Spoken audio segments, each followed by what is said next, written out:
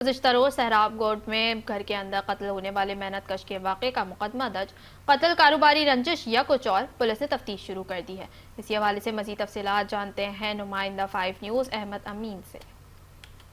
आपको बताते चलें कि गुज़िश्ता रोज़ सहराब कोर्ट में घर के अंदर कत्ल होने वाले मेहनत कश के वाक़े का मुकदमा दर्ज कर लिया गया।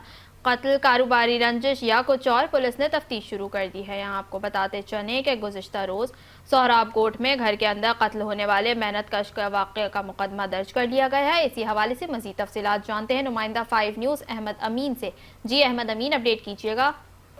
जी बिल्कुल, गुज़िश्ता रोज सहराब कोर्ट में घर के अंदर कत्ल होने वाले का मुकदमा मकतूल जहीन खान के भाई के मुकदमे में दर्ज कर लिया गया है। कत्ल कारोबारी रंजिश है या कुछ और, पुलिस ने मुकदमा दर्ज करके तफ्तीश शुरू कर दी है।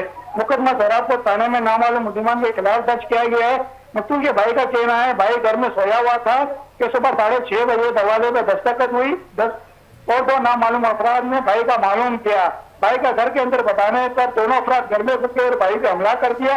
मकतूल के भाई का यह भी कहना है कि भाई अल आसिफ सहराब रोड पे फिरोज की दुकान में काम करता था, वहां पर अरब फिरोज की दुकान में झगड़ा भी हुआ था। मस्जिद पुलिस ने मुकदमा दर्ज करके तफ्तीश शुरू कर दी है। जी बहुत शुक्रिया अहमद अमीन।